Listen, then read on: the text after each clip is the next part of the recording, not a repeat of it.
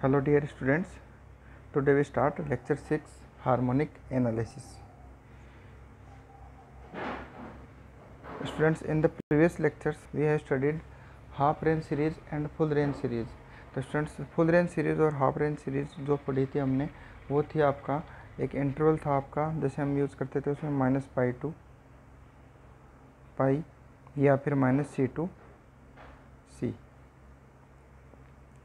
और ये जो दोनों पार्ट है ये किसके लिए यूज़ करते थे? कंटिन्यूस फंक्शन, यानी हमारे पास में फंक्शन इस तरीके से होता था जिसमें हम इंटरवल यूज़ करते थे -पाई टू पाई या फिर 0 से पाई, इस तरीके से हम यूज़ करते थे, वो थे कंटिन्यूस फंक्शन। अब हमें क्या होगा कि कुछ न्यूमेरिकल वैल्यूज़ दी हुई होंगी और उनसे हम उसके फोरियर सीरीज़ फाइंड आउट करेंगे। यहाँ पर अपने कंटिन्यूस में एक रेंज दी हुई होती थी, अब हमें कुछ न्यूमेरिकल वैल्यूज़ दी हुई होंगी। तो ये लिखा हुआ है इसमें स्टूडेंट्स कि harmonic analysis is a process of finding the Fourier series of function f of x when it's analytic expression is not given but equally spaced numeric values are given. यानी हार्मोनिक एनालिसिस कब होगा? जब हम numeric values given होगी अपने को, equally spaced पे होनी चाहिए, equally spaced numeric values are given, तो हम क्या यूज़ करेंगे उस वर्ड को? Harmonic analysis. अब इसको किस तरीके से यूज़ करते हैं वो भी देखिए। पहले इसके कुछ फॉर्मूलेज हैं वो देख लो। देखो आपका एफ ऑफ एक्स क्या होता है? 0 to 2 पाई के इंटरवल होता है इसमें। एफ ऑफ एक्स की जो फंक्शन होता है उसकी रेंज क्या होगी? 0 से 2 पाई होगी। यहाँ पर देखो 0 से 2 पाई भी हो सकता है, 0 से 2c भी हो सकता है, ठीक है, ये कुछ भी हो सकता है। यानी 2c का मतलब हो गया कोई वैल्यूज़ में हो सकता है। यहाँ पाई का इंटरवल दिखा रहा है तो 0 से 2 पाई की फॉर्म दिखा दी। तो जब पहले वाला रहेगा अपना, अगर हम इस चीज़ को लेके चलें इस पार्ट को, ठीक है, तो 0 से 2 पाई के इंटरवल में फोरियर सीरीज जो है वो आपकी रहेगी f of x is equal a naught plus summation n is equal 1 to infinity a N cos N x plus B N sine N x, where a naught की value क्या होगी? Summation f of x upon n. Students आपको बस एक बार इनका जो फॉर्मूले वगैरह दिए हुए हैं इनका आपको जस्ट ओवरव्यू करना है। मैं आपको इनके बेस 2 एग्जांपल्स कराऊंगा, उससे हम अच्छे से समझ पाएंगे कि यहाँ पर समेसन एफ ऑफ एक्स किस तरीके से होता है। देखो समेसन का एफ ऑफ एक्स कुछ आपको न्यूमेरिकल वैल्यूज दी हुई होंगी इस तरीके से, और समेसन एफ ऑफ एक्स का मतलब क्या हो जाएगा कि इन सब का क्या करना है? एडिशन करना है, इन सबको जोड़ना ही क्या हो गया? आपका समेसन एफ ऑफ एक्स हो गया। फिर अपॉन में दिख रहा आपको एन बताएगा कि आपके पास नंबर ऑफ वैल्यूज़ कितनी दी हुई है, 1 2 3 4 जितनी वैल्यू दी होंगी उसको क्या बोलेंगे? वो टोटल नंबर ऑफ वैल्यूज़ कितनी है उसको किससे रिप्रेजेंट करेंगे? एन से रिप्रेजेंट करेंगे, ठीक है। अब देखो where n is the total number of equally spaced point at which value f of x are given in the interval. इसी तरीके से स्टूडेंट्स आपको देखना है ए एन और बी एन। देखो आपके पास ए एन और बी एन की वैल्यू क्या होगी? ए एन होता है आपका 2/n summation f of x cos N x. तो ये चीज़ इस तरीके से है स्टूडेंट्स, इसको समझना। इसमें है एफ ऑफ एक्स और कोस एन एक्स को मल्टीप्लाई करके उसके बाद में उसका क्या है? समेसन है। सिमिलरली देखो यहाँ पर F of x sine x है, साइन एन एक्स है, उन दोनों को मल्टीप्लाई करके फिर उसका क्या करना है? समेसन करना है। इसको आप स्टूडेंट्स बेहतर समझ सकोगे जब मैं आपको एग्जांपल्स कराऊंगा, ठीक है। प्रेजेंट में आपको जस्ट फॉर्मूले याद रखने हैं। आगे देखो, the expression a1 cos nx plus b1 sin nx is called first harmonic. ये देखो स्टूडेंट्स इसको इस तरीके से बोल रहा है ये कि ये जो आपको दिया हुआ है ना, यहाँ पे फोरियर सीरीज़ दी हुई है, इस सीरीज़ के अंदर अगर मैं n की वैल्यू 1 कर दूँ तो आपको क्या नज़र आएगा? ए नोट तो सब में निकलेगा। देखो ए नोट प्लस अगर आप इसमें n की वैल्यू 1 कर दो तो आपको क्या दिखेगा? a1 cos x plus b1 sin x, ऐसा ही दिखेगा। फिर अगर आप अगर यहाँ तक आपको क्वेश्चन में सोल्व कराई तो a1 और b1 सोल्व कराए तब आप बोलोगे उसको first harmonic, up to first harmonic.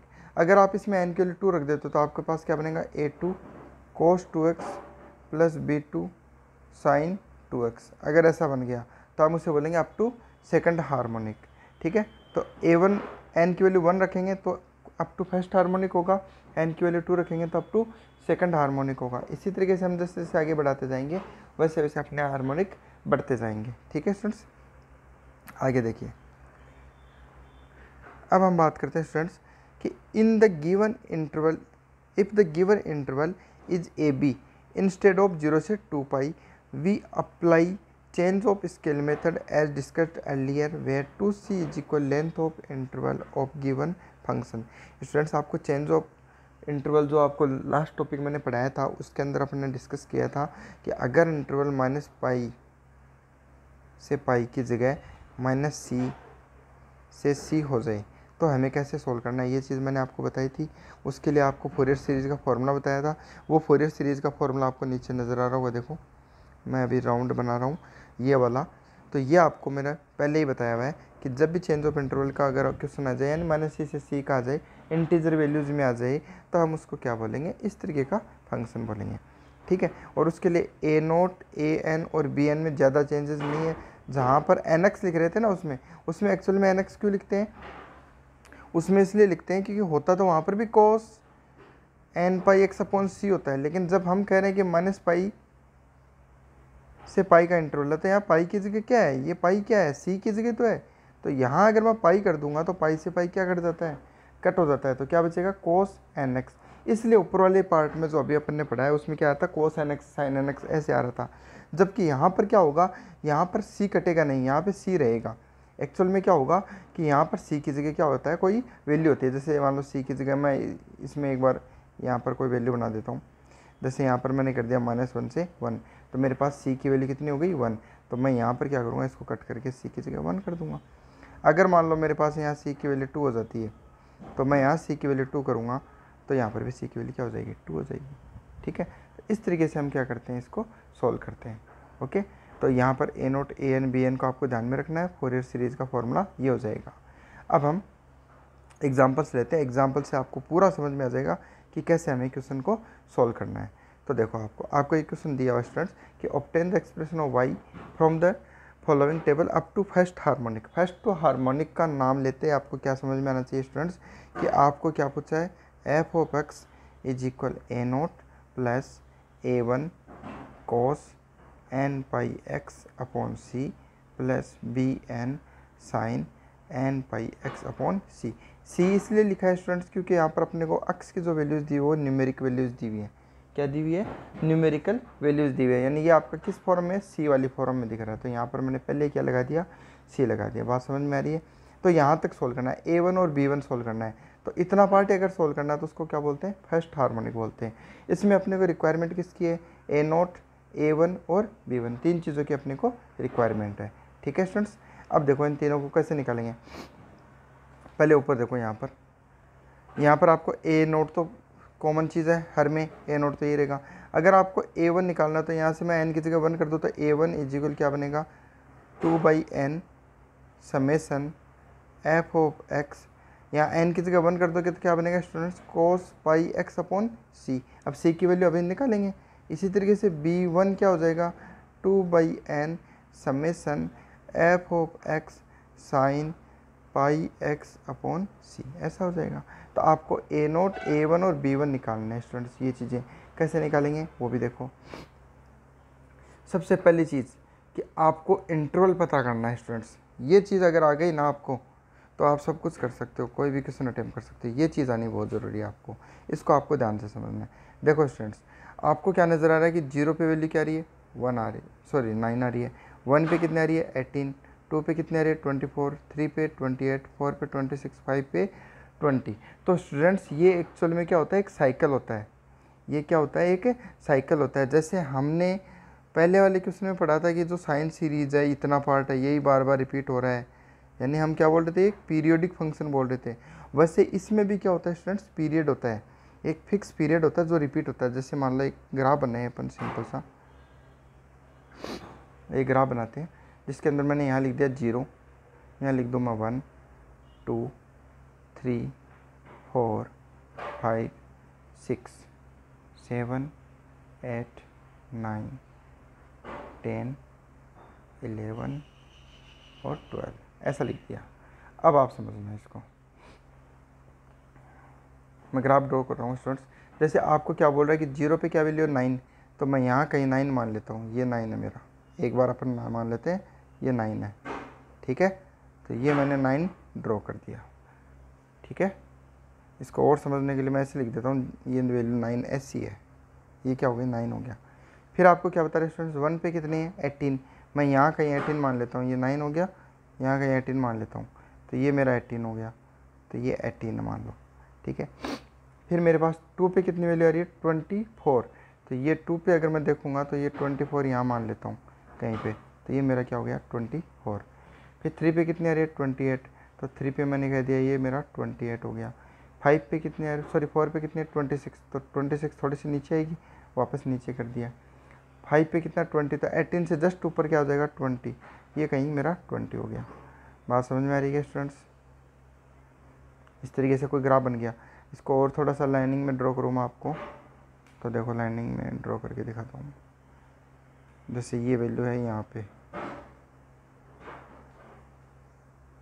ये इसकी है, ये वैल्यू इसकी हो गई, ये यहाँ हो गई, ये इसके 4 के लिए, ये 5 के लिए, और ये 5 के लिए, इस तरीके से, ठीक है।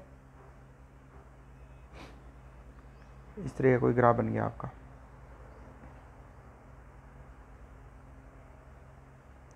थोड़ा सा रीअरेंज करता हूँ, ये ऐसा है,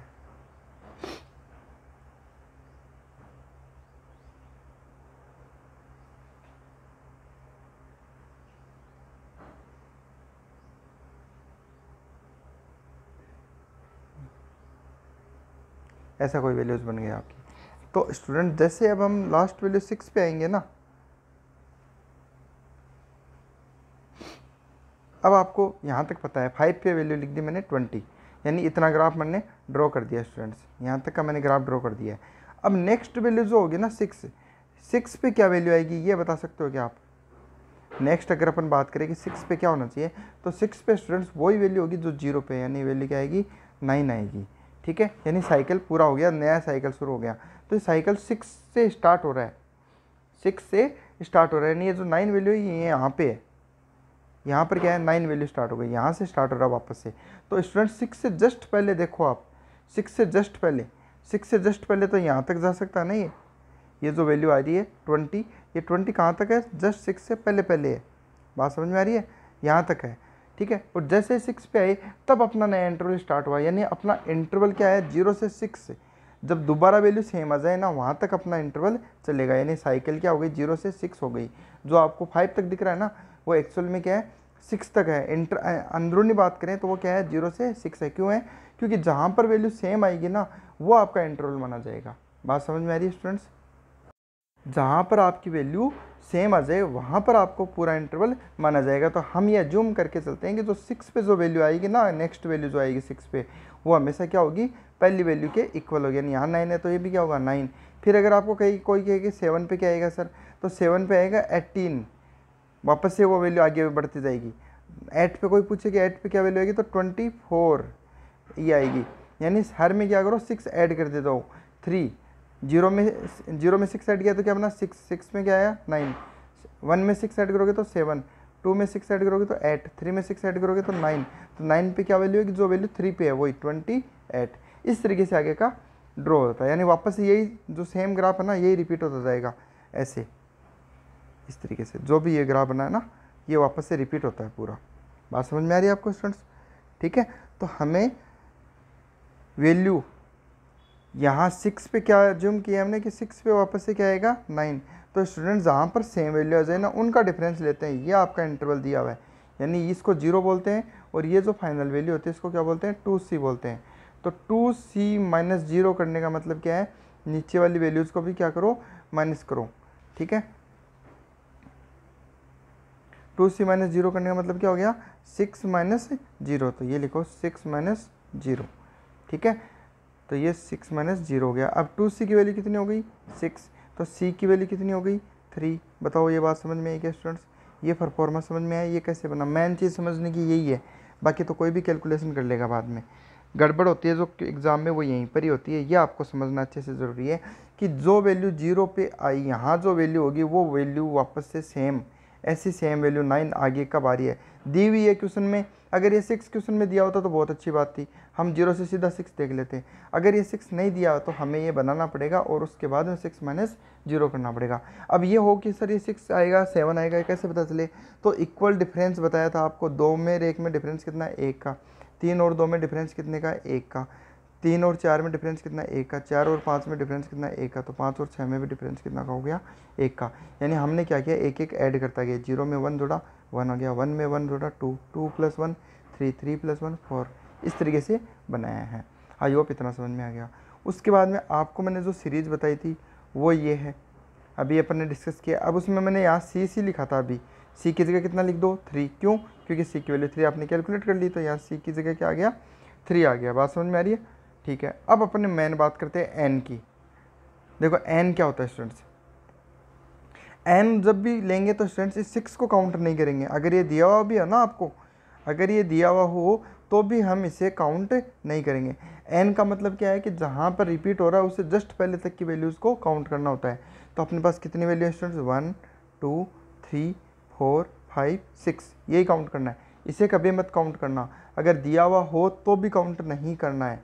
इसको अच्छे से समझ लो। तो एन इजिकल कितना हो जाएगा स्टूडेंट्स, 6। ये बात भी आपको समझ में आ जानी चाहिए। अब स्टूडेंट्स लास्ट एक चीज़ बची है आपको। देखो रिक्वायरमेंट क्या है, A1 cos πx3 + B1 sin πx/3। तो आपका जो फॉर्मूला होता है A0 A1 B1, वो मेरे को बताओ कितना होता है। अभी आपको देखा था, यहाँ से देखो, यहाँ से अगर आपको कोई कहे कि A1 निकालो, आपको अभी बताया था मैंने, आपको कहे कि A1 निकालो, तो आप क्या लिखोगे, 2/n समेसन f(x). अब c की वैल्यू आपने निकाल ली है, ध्यान रखना, और n की वैल्यू कितनी है आपके पास, 1। तो आप क्या लिखोगे, cos πx/c नहीं लिखोगे, आप क्या लिखोगे, 3। इसी तरीके से नेक्स्ट अपन b1 देखें, तो b1 में भी यहाँ पर ये वैल्यू क्या हो जाएगी, n की वैल्यू 1 और 3, तो क्या आएगा, sin πx/3। तो आपको मेन चीज़ इसको A1 को सोल्व करने के लिए रिक्वायरमेंट किसकी है, f(x) तो आपके पास पड़ा है। आपको रिक्वायरमेंट किसकी है, A1 के लिए cos πx/3 की है। इसी तरीके से B1 निकालने के लिए ज़रूरत किसकी पड़ेगी, sin πx/3 की। इसलिए स्टूडेंट्स हमने जो टेबल बनाई है उसमें क्या निकालेंगे, उसमें हमने cos πx/3 और sin πx/3 निकालना है अपने को। अब निकालेंगे कैसे, वो देखो। आपको स्टूडेंट्स x दिया हुआ है, ये वैल्यू दी हुई है 0 से लेके 5 तक दी हुई है क्वेश्चन में, ठीक है। y भी आपको दिया हुआ है 9 से लेके 26, ये भी क्वेश्चन में दिया हुआ है। अब करना कुछ नहीं है स्टूडेंट्स, अब आगे चलो एक एक स्टेप देखेंगे हम। देखो आप क्या करो, इस x की वैल्यूज़ यहाँ पुट करोगे इसमें, ठीक है, तो ये वैल्यूज़ आती जाएंगी। कैसे करोगे वो भी देखो। पहले देखो x की सबसे पहली वैल्यू क्या है, 0। अगर यहाँ 0 करोगे तो cos 0 क्या होता है स्टूडेंट्स, 1 होता है। ये x की वैल्यू यहाँ पुट करोगे तो sin 0 वैल्यू क्या होती है, 0 होती है। बताओ कोई दिक्कत नहीं है, ठीक है। अब आगे आओ, अब आप x की वैल्यू 1 करो। जैसे आप 1 करोगे तो x के लिए 1 रखी, यहाँ 1 रखोगे तो क्या बनेगा, cos π/3। x की वैल्यू क्या हो गई, 1, तो क्या बना, cos π/3। cos π/3, पाई का मतलब मान कितना होता है, 180। तो cos 180/3 कितना है, cos 60। और cos 60 की वैल्यू कितनी होती है स्टूडेंट्स, 1/2। 1/2 क्यों क्या लिख सकते हो, 0.5। तो ये मैंने 0.5 लिख दिया, ठीक है। अब सेम चीज़ आगे भी करनी है। यहाँ पर भी x की जगह 1 करोगे तो sin π/3। sin π/3 कितना होता है, sin 60। sin 60 की वैल्यू कितनी होती है, √3/2। √3/2 को सोल्व करोगे तो कितना आएगा, 0.866 आएगा, ठीक है। इसी तरीके से 2 रख देना, तो cos 2π/3 बनेगा, sin 2π/3 बनेगा। उनकी वैल्यूज हमने यहाँ लिख देंगे। अब स्टूडेंट्स इसको करने के लिए आपको इतना टाइम नहीं है कि आप खुद दिमाग लगाओ, आपके पास KLC होगा। KLC में आपको मैं बता दूं क्या करना है। KLC में आपके पास एक ऑप्शन होता है स्टार्टिंग में, शिफ्ट के पास में, उसको आप क्लिक करोगे शिफ्ट को, वहाँ पर एक ऑप्शन जाएगा डिग्री। डिग्री में जाके आप उस डिग्री को बदल देना रेडियन में। डिग्री को क्या कर देना, रेडियन कर देना।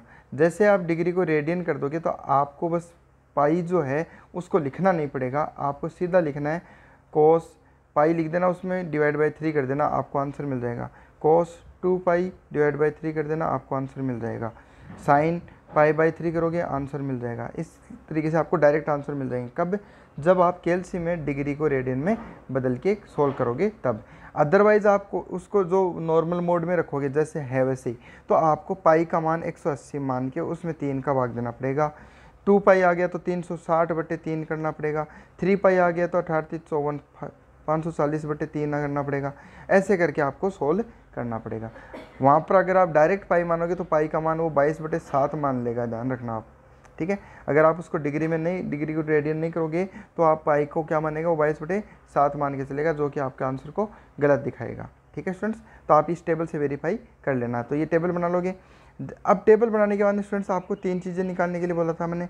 सबसे पहली चीज़ क्या होती है, ए नोट। ए नोट का मतलब क्या हो गया, ए नोट का फॉर्मूला आपको बताया, देखो 1/n था और समेसन एफ ऑफ एक्स। तो एन की वैल्यू कितनी है स्टूडेंट्स, 6। आप एन की वैल्यू लिख दोगे 6। समेसन एफ ऑफ एक्स का मतलब क्या है, ये एफ ऑफ एक्स है सारा, इन दोनों सबको जोड़ दो, बस जोड़ के डिवाइड बाई 6 कर दो। तो ये देखो मैंने किया है, कितनी जल्दी किया है। 9 से लेके 26 को ऐड कर दो, 156 में 6 से डिवाइड कर दिया तो 20.83 आ गया। तो ये समझ में आया। फिर हम आते हैं A1 पे। A1 क्या बता रहे हैं, देखो स्टूडेंट्स, A1 कह रहा है कि 2/n होता है formula, 2/n summation f of x cos pi x upon 3 होता है। तो 2/n, n की जगह तो कितना कर दो 6, तो ये लो 6 कर दिया मैंने। अब क्या बचा, summation f of x cos N x. तो इसको सोल्व कैसे करोगे स्टूडेंट्स, देखो आप यहाँ पर आपको दिख रहा है ये एफ ऑफ एक्स है और ये कोस पाई एक्स अपॉन 3 है। क्या बोल रहे हैं, पहले मल्टीप्लाई करो फिर जोड़ो। तो 9 × 1 करोगे, ठीक है, फिर प्लस 18 × 0.5 करोगे, फिर प्लस करोगे 24 × माइनस का 0.5 करोगे, फिर प्लस करोगे 28 × -1 करोगे। इस तरीके से इजीली सबको कर सकते हो मल्टीप्लाई। यानी हमें करना क्या है, पहले इन दोनों को मल्टीप्लाई करना है, फिर प्लस करना है, फिर वापस से इन दोनों को मल्टीप्लाई करना है, फिर प्लस करना है, फिर इन दोनों को मल्टीप्लाई करके प्लस करना है, फिर इन दोनों को मल्टीप्लाई करके प्लस मल्टीप्लाई प्लस, फिर इन सबको एक साथ में जोड़ देना, यानी plus plus plus plus plus. बात समझ में आ रही है। वो चीज़ देखो नीचे बताया मैंने, ये देखो 2/6 कर दिया, summation f of x cos pi x upon 3। तो समेसन किसके लगा, पूरे के, दोनों के मल्टीपल के। तो देखो मैंने मल्टीप्लाई करता गया इनको और फिर प्लस करता गया, दिख रहा है आपको। बस इससे आपको A1 आ जाएगा। सेम तरीके से आपको F of x sine pi x upon 3 करना है, तो 9 × 0, 18 × दिस, तो आपको B1 मिल जाएगा। आई होप ये चीज़ समझ में आ गई होगी। अब चलो स्टूडेंट नेक्स्ट क्वेश्चन पे आते हैं। नेक्स्ट क्वेश्चन आपका देखो समझने के लिए ही दिया है, 2 क्वेश्चन, आपको 2 क्वेश्चन इसीलिए करा रहा हूँ आपको। देखो क्या दिया हुआ है कि 0 पे क्या वैल्यू दी हुई है, 1.98। पहले तो आपको 0 से 2 पाई का इंटरवल दिख रहा है, पूरा 0 से 2 पाई का इंटरवल दिख रहा है। तो आप अगर आपको कहे कि 2c बताओ सर, तो 2c का मतलब हो गया 2 पाई में से 0 को घटा दो, तो 2 पाई माइनस 0 क्या, तो 2 पाई, तो 2 से 2 कट गया, तो c की वैल्यू क्या हो गई, पाई हो गई। बात समझ में आ रही है जी, एकदम ईजी है, ठीक है। अब आओ कि दिया हुआ क्या है, ऐसा क्यों किया, ऐसा सीधा 2 पाई में से क्यों उठा दिया। जैसे आपने पहले वाले में तो मैंने यहाँ से लेके यहाँ तक ही लिया था, फिर अलग से एज्यूम किया था। इस बार एज्यूम क्यों नहीं किया, इसलिए नहीं किया क्योंकि 0 पे जो वैल्यू दी हुई है 1.98, वही वैल्यू किस पे दी हुई है, 2 पाई पे दी हुई है। यानी ये अजम्पशन नहीं करना इस बार। अगर ये इतना ही दिया हुआ होता ना, तब हमें ये एज्यूम करना पड़ता कि π/3 के बाद नेक्स्ट वैल्यू क्या आएगी, 6 π/3 आती। ये स्टूडेंट जो आ रही है ना, ये π/3 आ रही है। इन दोनों का डिफरेंस कितना है, π/3। इन दोनों के बीच में डिफरेंस कितना है, π/3। इन दोनों के बीच में कितना है, π/3। यानी π/3 का इंटरवल है सब में, ठीक है। इन दोनों के बीच का डिफरेंस π/3, इक्वल स्पेस है सब में, π/3। इन दोनों के बीच में π/3, π/3 ऐसा है इसमें सब में। तो अगर ये नई भी दी हुई होती ना मेरे को, अगर ये यहाँ से इस तरीके से रहता, ये नहीं होती, तो मैं क्या करता, मैं ये नहीं करता कि मैं अभी इसको ऐसे मान लेता कि 2c = 5/3 - 0 ऐसे कर दूँ। नहीं, क्यों नहीं करता, क्योंकि मैं पहले इसको क्या बनाता, इक्वल वैल्यू, जो वैल्यू यहाँ है ना सेम वैल्यू लाने के लिए एक नेक्स्ट स्टेप और बनाता। 5/3 में क्या जोड़ता मैं, 5/3 में π/3 जोड़ता, जोड़ूंगा तो कितना आएगा, बेस सेम है, जुड़ जाएंगे। ऊपर π/5 पाई और पाई कितना हो जाएगा, 6 पाई, 6 π/3, तो 3 से कट करूँगा तो कितना बचेगा, 2 पाई। यानी मैं नेक्स्ट लिखता 2 पाई, और 2 पाई पे वैल्यू कौन सी लिखता, 1.98। अब सेम करता, उसके बाद मैं इसमें से इसको घटाता। लेकिन ये चीज़ दी हुई है, इसलिए मेरे को टेंशन नहीं है इस बात की कि क्या आएगा आगे। तो ये सीधा हो गया, दोनों पे वैल्यू क्या आ रही है, सेम आ रही है, ठीक है। तो 2c = 2 पाई, 2c = कितना हो जाएगा, 2 पाई - 0, तो 2 पाई बचेगा। c की वैल्यू क्या आ गई, पाई। यहाँ तक कोई दिक्कत बताओ, नहीं है, ठीक है। अब कोई कहे n की वैल्यू बताओ, अगर आपसे मैं n की वैल्यू पूछूँ बताओ, तो n कितना आएगा, n की वैल्यू 1 2 3 4 5 6 7, कितना आएगा, 7, रॉन्ग, 7 नहीं आएगा। ये तो काउंट ही नहीं हो सकती, ये तो काउंट नहीं हो सकती स्टूडेंट्स। क्यों नहीं होगी? क्योंकि हमने पास जीरो पे जो वैल्यू आ रही है वही वैल्यू वापस आ गई, सेम आ रही है, इसलिए ये काउंट एन में काउंट नहीं होगी। ये कब काउंट होती है? जब हम इंटरवल निकालते हैं, यानी सी की वैल्यू निकालना हो तो काउंट करेंगे, एन की वैल्यू निकालना तो काउंट नहीं करेंगे। इसका मतलब काउंट कौन सी होगी? 1 2 3 4 5 और 6। तो एन इजिकल यहाँ पर भी कितना है? 6 है। बताओ समझ में आया क्या? तो ये चीज़ मैंने लिखी है स्टूडेंट्स, देखो एन की वैल्यू 6 लिख दी है, ये रही। अब देखो आगे, अब इसमें क्वेश्चन पूछा है students up to third harmonic. देखो क्वेश्चन में लिखा होगा कहीं पे,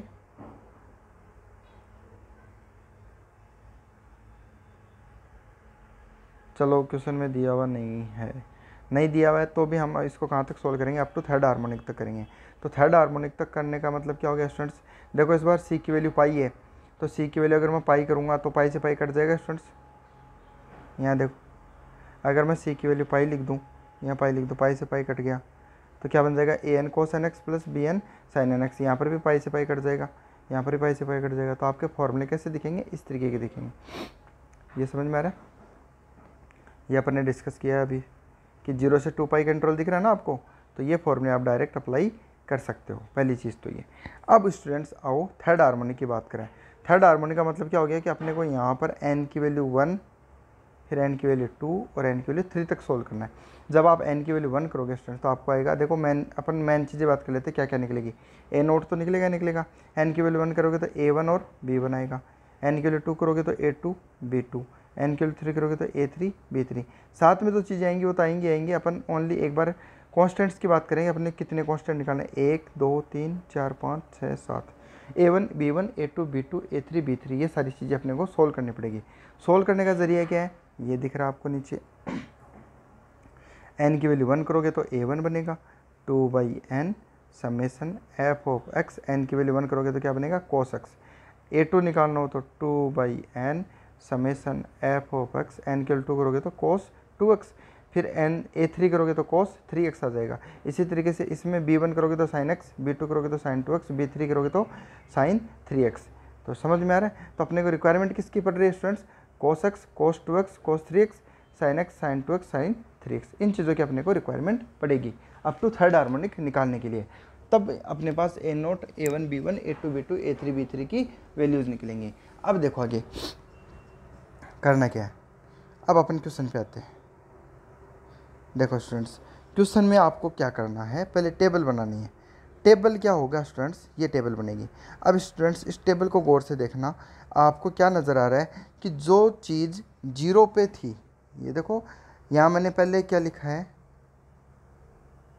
एक तो ये थोड़ा सा ऐसे हो जाता है,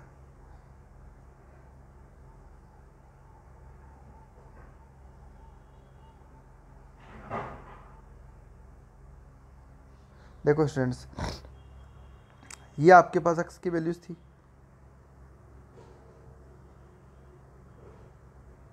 ये x की वैल्यू, इसमें एक 2 पाई भी तो था, ये लिख दिया मैंने 2 पाई। लेकिन इस 2 पाई की वैल्यूज़ को काउंट नहीं करेंगे। क्यों नहीं करेंगे? क्योंकि ये तो रिपीट हो गई, यहाँ y की वैल्यू है वही वैल्यू यहाँ पर है, तो 2 पाई पे तो नया इंटरवल स्टार्ट हो गया, इसलिए इसको नहीं लेंगे। क्यों नहीं लेंगे?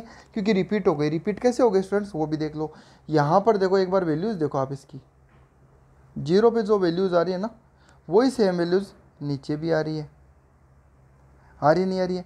तो या तो ये ले लो या फिर ये ले लो। इसलिए हमने क्या किया, इनमें से एक ही वैल्यू लेनी है, तो हमने इस चीज़ को नहीं लेना है। ये चीज़ आपकी नहीं होगी काउंटिंग में, कैलकुलेशन में ये चीज़ नहीं ली जाती है। बात समझ में आ रही क्यों नहीं ली जाती स्टूडेंट्स? इतनी बात क्लियर हो गई क्या? ये वाली वैल्यू मैंने क्यों उठाई है, ये बात क्लियर हो गई? क्योंकि ये वैल्यू रिपीट हो रही है और आपने देखा कि सेम वैल्यूज़ आ रही है। ठीक है, अब देखो आगे आऊँ। जब 2 पाई हट गया, अब उसके अंदर रिमेनिंग वैल्यूज़ पे आऊँ। रिमेनिंग क्या है स्टूडेंट्स? ये पार्ट दिख रहा है। अब आपकी एक्चुअल जो टेबल है वो इतनी रहेगी, न कि ये 2 पाई वाला पार्ट रहेगा, इसलिए मैंने इसको पहले ही हटा दिया आपके सामने। अब आप आओ, अब आपको करना क्या है? देखो हर बार वही x की वैल्यूज़ ये पूरी दी हुई आपको, ये x की वैल्यूज़ यहाँ पुट करते जाओ। ठीक है, आपको आंसर मिलता जाएंगे। जैसे सबसे पहले वैल्यू लगते हैं अपन x की वैल्यू 0। एक्स की वैल्यू 0 रखोगे तो cos 0 बनेगा, cos 0 की वैल्यू क्या होती है 1, एक्स की वैल्यू 0 करोगे cos 0 1, cos की वैल्यू 0 करोगे cos 0 1, sin 0 की वैल्यू 0, यहाँ पर भी 0 करेंगे तो sin 0 0, यहाँ पर भी 0 करोगे तो sin 0 0। बताओ समझ में है क्या? फिर आपको करना क्या है, π/3 करना है, तो वापस से पूरे में क्या कर दो, π/3 कर दो।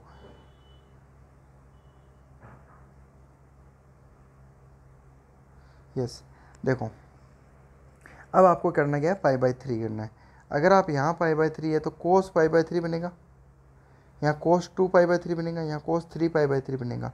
तो cos π/3 की वैल्यू ये होती है, cos 2π/3 की वैल्यू ये होती है, cos 3π/3 की वैल्यू ये होती है। अब ये पता कैसे चलेगी, इतनी वैल्यू अपन कैलकुलेट कैसे करेंगे? तो स्टूडेंट्स आप इसको कैलसी से कैलकुलेट कर सकते हो। ईजी करना है, एग्जाम में फास्ट करना है, तो आपको करना क्या है, कैलसी लेना है। कैलसी के अंदर आपको डायरेक्ट ये वैल्यूज पुट करनी है। sin π/3 ये वैल्यू होती है, sin 2π/3 ये होती है, sin 3π/3 ये होती है। इसी तरीके से आपको ये सारी वैल्यूज़ कैलकुलेट करनी है। तो आई होप ये टेबल आप सब लोग कैलकुलेट कर लोगे। कैलकुलेट करने के बाद में क्या करना है स्टूडेंट्स, ए नोट निकालोगे। ए नोट क्या होता है, summation y upon n. Y का मतलब क्या है, एफ अपक्स ही है, तो summation f of x upon n. तो ये तो एफ अपक्स की सारी वैल्यूज़ को ऐड कर दिया, अपॉन में 6 कर दिया, तो ए नोट की वैल्यू आ गई। फिर हमें क्या करना है, ए1। ए1 का मतलब क्या हो गया, 2/6 summation f of y cos f of x cos x. तो वाई का मतलब क्या है स्टूडेंट्स, एफ ऑफ एक्स ही है, तो वाई कोस एक्स लिख दिया मैंने शॉर्टकट में। तो वाई और कोस एक्स को मल्टीप्लाई कर दो। देखो आपको मैंने अभी पहले वाली क्वेश्चन बताई थी, सेम प्रोसेस आपको करनी है। ए1 निकालना है तो ये इन दोनों को क्या करो, मल्टीप्लाई करो, फिर प्लस कर देना। इन दोनों को मल्टीप्लाई करोगे फिर प्लस कर देना। इन दोनों को मल्टीप्लाई करोगे प्लस, इन दोनों को मल्टीप्लाई करोगे प्लस, इन दोनों को मल्टीप्लाई प्लस, इन दोनों को मल्टीप्लाई प्लस। तो ये आ गया आपका पार्ट। इसके बाहर क्या लगा दोगे, इन सबको ऐड करके 2/6, तो कितना देगा 3, यानी इन सबको जोड़ के 3 का भाग दे दोगे तो आपको A1 मिल जाएगा। वही हुआ है, देखो मैंने आपको अभी बताया, इनको मल्टीप्लाई करना है, फिर बाहर 1/3 लगाओ तो 3 से डिवाइड किया तो A1 की वैल्यू आ गई 0.92। सिमिलरली आपको क्या करना है, अब मैं देखो students cos x cos 2x cos 3x पहले लिखे हैं, तो मेरे पास क्या आएगा, ये A1 आएगा, इससे मेरे पास इससे A1 सोल्व होगा, इससे A2 होगा, इससे A3 होगा, इससे B1 B2 और B3 होगा।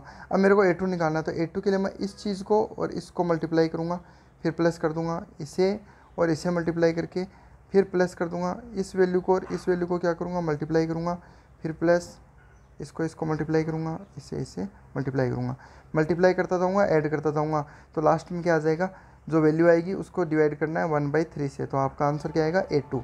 सिमिलरली आपको क्या निकालना है, A3।